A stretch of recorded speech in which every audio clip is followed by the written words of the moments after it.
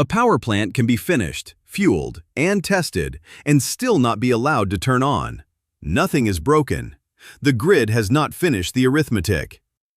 At the end of last year, about 8,200 projects were somewhere in that arithmetic, waiting for permission to connect to the American grid. Some had been waiting for years. And here is the part that changes what the waiting means. Of all the generating capacity that asked to join the American grid between the year 2000 and 2020, only 13% of it was running by the end of last year. 3/4 of it was withdrawn. So the list of projects waiting to plug in is not really a waiting list. Most of what enters it never comes out the other side. And the reasons why are the actual subject of this episode. Say the words "connect to the grid," and most people picture something like a very large plug. The plant is built, a crew runs a line to the nearest substation, somebody throws a switch, and power starts flowing. In that picture, the only question is how long the paperwork takes. That picture is wrong in a specific way, and the specific way is the whole story. The grid is not a socket. It is a single interconnected machine, and every part of it is holding every other part in balance. Power does not travel from your new plant to your customers along a route you choose. It spreads across the whole network, taking every available path at once, in proportions set by physics rather than by contracts. So, adding a generator does not add a plant to the network, it changes the network. Put a new source of power at one point on the grid, and the flow on lines 50 miles away changes. Some lines carry more, some carry less. A line that was comfortably inside its thermal limit on a hot afternoon might now go over it. Voltage at nearby substations shifts. Protection equipment that was set to recognize a fault under the old flow pattern might now misread the new one. None of that is hypothetical. It is the reason the study exists. Before anyone connects anything, the operator has to work out what the network does with the new source under a long list of conditions. Peak demand, minimum demand, lines out for maintenance, faults in various places. And then the operator has to work out what equipment would need to be added or upgraded so the answer stays inside safe limits in every one of those cases. That is the study. It is not paperwork.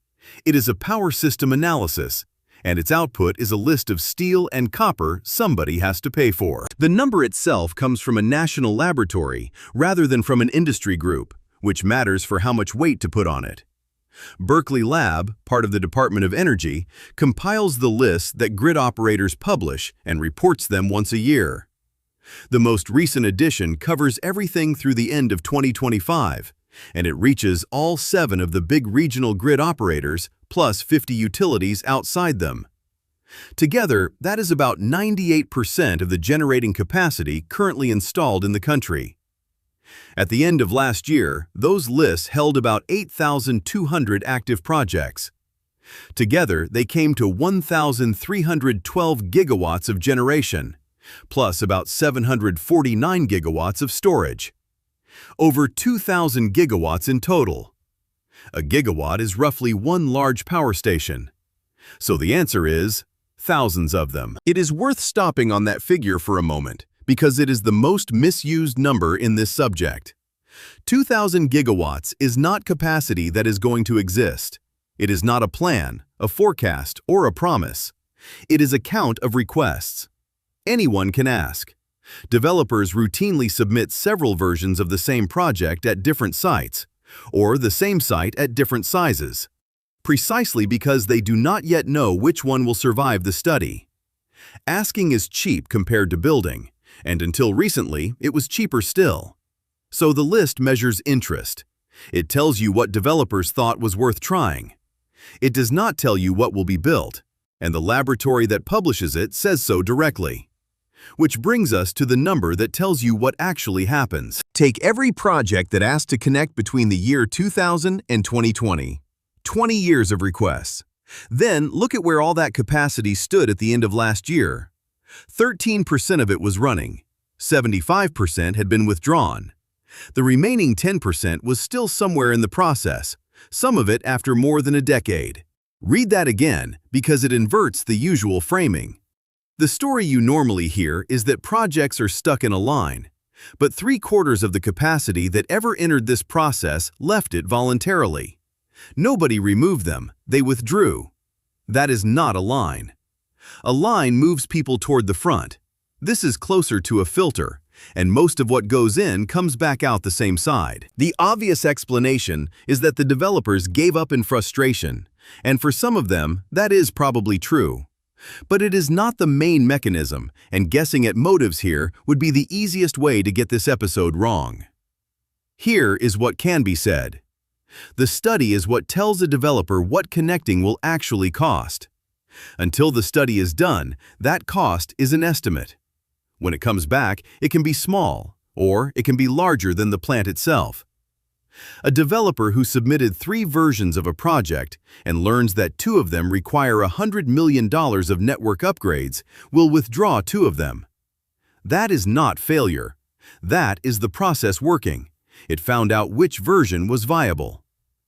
Other projects withdraw because the market moved, because a power purchase agreement fell through, because equipment lead times changed, or because a site was lost.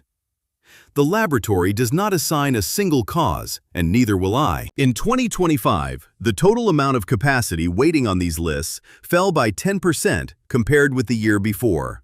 If you read only that sentence, you would assume the backlog is clearing. It is the natural reading, and it is the wrong one. The report names the 2 things that produce the decline, and neither is projects getting connected. The first is high withdrawal rates. The second is relatively fewer new requests coming in. So the list got shorter because more projects left it and fewer joined, not because more of them made it through to the other end. That distinction matters enormously if you are trying to work out whether this system is improving. A shorter line, where nobody is moving faster, is not a shorter wait. It is the same wait with fewer people in it. And we can check the wait directly. For the regions where the data allows the calculation, the median time from first asking to actually producing power for projects that started running in 2025 was over 5 years. Median, not average. Half took longer. And it is increasing. Projects connecting today have spent more time getting there than projects that connected a few years ago, which is the opposite of what a system under reform is supposed to produce. 5 years is long enough for a great deal to stop being true. Equipment prices move. Financing terms expire. The technology a developer chose may have been overtaken by a cheaper one. The demand the project was built to serve may have appeared somewhere else entirely, which is itself one of the reasons projects withdraw. The wait does not just delay projects. It kills some of them by outlasting the conditions that made them worth building. There is one more figure in the report that complicates the whole picture, and it is the one I found most surprising. 549 gigawatts of capacity has already finished the process. It has a signed or drafted connection agreement. The studies are done, the upgrades are identified, the terms are agreed, and it is not running.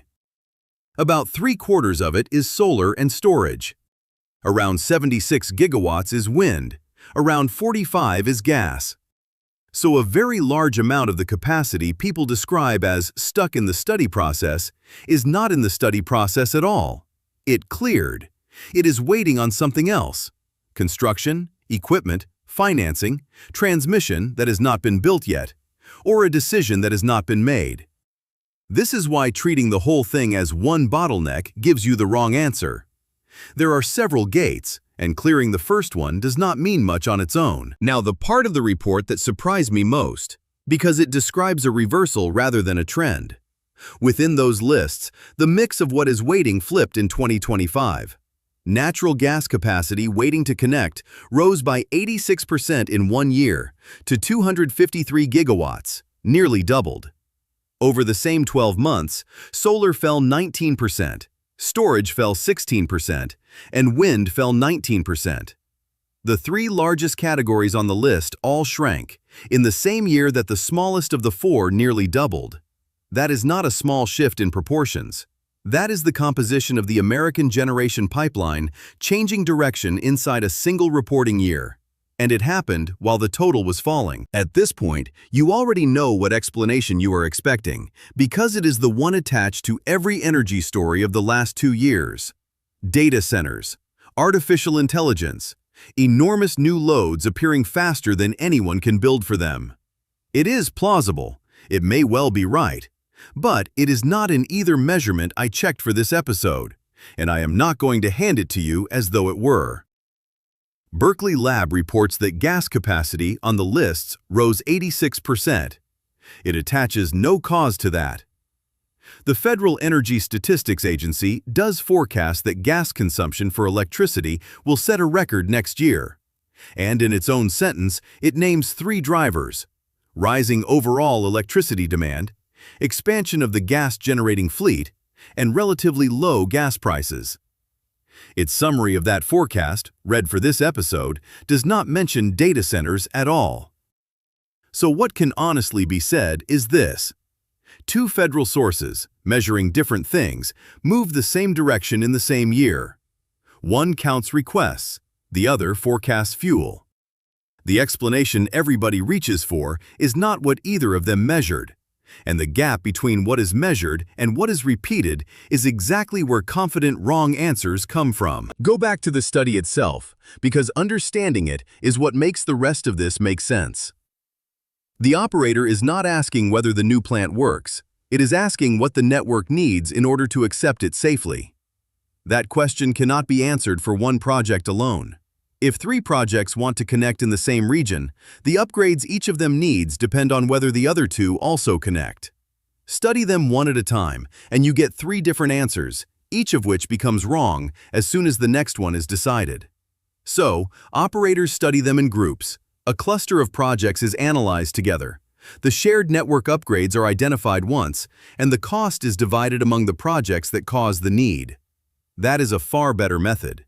It is also the source of the coupling that makes this system behave so strangely, because it means the projects are no longer independent of each other. The costs here are not incidental, and they are the reason so much withdraws. If connecting your plant requires rebuilding a substation and reconductoring 40 miles of line, somebody has to pay for that, and the bill goes to the projects that made the upgrade necessary. Under the older method, where projects were studied one at a time, that produced a genuinely perverse situation. The first project to arrive in an area with no spare capacity could be assigned the whole cost of an upgrade that every later project would also use. Arriving early was the most expensive position on the list, and that is one of the problems studying projects in groups was meant to solve. Developers understand this perfectly, and it shapes behavior. It is rational to submit multiple applications and let the studies tell you which position is affordable. It is rational to withdraw the moment the number comes back too high. And every one of those rational individual decisions makes the system harder to run for everybody else. An invented example with round numbers on a network that does not exist. Nothing here is a real project or a real place. It is here because the arithmetic is easier to follow than to describe. 3 developers want to connect in the same rural county. There is one transmission line out of that county, and it is already close to full. Studied together, the answer comes back. All 3 can connect, but only if that line is rebuilt to carry more. The rebuild costs $60 million, and it exists because of all 3 of them, so each is assigned $20 million. Developer 1 looks at $20 million against the size of their project, and it works. Developer 2 looks at the same $20 million against a smaller project, and it does not. Developer 2 withdraws. Now the $60 million belongs to 2 projects instead of 3, $30 million each. Developer 3 had a plan that survived at 20 and does not survive at 30. Developer 3 withdraws. Developer 1 is now alone, facing the entire $60 million for a line rebuild that was only ever affordable when shared. Developer 1 withdraws. Nobody was rejected. No regulator refused anything. The line is still full. The county still has no new generation, And the process that produced this outcome did nothing wrong at any individual step. Here is the consequence, and it is the reason this is not a line. If a project in a cluster withdraws, the shared upgrades change. The costs that were divided among 5 projects now fall on 4. The network analysis that assumed that project would be there is no longer accurate. So, the remaining projects may need to be studied again. The restudy takes time. During that time, the cost each remaining project faces is unknown. Some of them, facing an unknown that has just moved against them, withdraw too, which changes the arithmetic again. That is the mechanism. Not a clerk working slowly. A set of interdependent calculations where every departure invalidates part of the work, and where uncertainty about cost is itself a cause of departure. A line does not do that. A line does not get longer for the people at the front when somebody leaves it. The federal regulator changed the standard rules for this in 2023. The old framework processed requests broadly in the order they arrived. That sounds fair, and in a system where most requests do not turn into projects, it is close to unworkable because a speculative application filed early holds a position ahead of a serious one filed later, and everybody behind it waits for a study of something that will never be built. The new framework moves toward studying projects in clusters and toward prioritizing readiness over arrival. It asks for more money up front and for evidence that a developer actually controls the site. The logic is straightforward. Make it more expensive to hold a place you do not intend to use, and fewer places get held that way. Fewer speculative applications means fewer restudies, and fewer restudies means the projects that are real move faster. The honest answer is that nobody knows yet, and the laboratory that has the best data says so in plain language. Its summary states that these reforms are being implemented, that they are important measures, and that it is too early to measure and assess their full impact. That is not a hedge on my part. That is the position of the people who compile the numbers. And you can see why from the numbers themselves. The list got shorter last year. They got shorter through withdrawals, which is what tighter requirements are supposed to cause. But the time to actually connect went up, not down. And a rule aimed at speed that has not yet produced speed is a rule whose result is still pending. Reforms of this kind take years to show up in outcomes, because the outcome being measured takes over 5 years to occur. Several things this episode is careful not to be. It is not an argument that the grid is broken. A system that refuses to connect a generator until it knows what the network will do is behaving correctly. The alternative is connecting things and finding out afterwards, which is how you get outages. It is not an argument that any technology is to blame. The lists contain everything, and every category moved last year. It is not an argument that the reforms failed. It is too early, and the people with the data say so. And it is not a claim that 2,000 gigawatts is coming. 20 years of history says roughly 1/8 of it will arrive. And treating a list of requests as a pipeline of plants is the single most common error in this subject. So what is it good for? It is a very good measure of what developers believe is worth attempting, and of how the cost of attempting it is changing. When gas requests nearly double in a year, that tells you something real about what developers now expect to be able to finance and sell. It is a rough leading indicator of what may get built, at roughly 1 in 8. And it is the clearest available picture of where the network is tight. A region where every study returns large upgrade costs is a region where the existing wires are full. That last one is the useful reframing. The scarce thing is not permission, and it is not sockets. It is verified spare capacity on wires that already exist. And the study is simply the process that finds out how much of it is left. So here is what you are looking at. The next time someone tells you a record amount of power is stuck waiting to connect. That number is a count of requests, and about 1 in 8 of them has historically become a running power plant. It got smaller last year because projects left, not because projects connected. The typical project that did connect took more than 5 years to do it, and that figure is still rising. 549 gigawatts has already cleared the process and is waiting on something else entirely. And underneath all of it is a fact about physics rather than about administration. You cannot add a generator to a network without changing the network. So somebody has to work out what changes, and somebody has to pay for the steel. The waiting is what that arithmetic costs.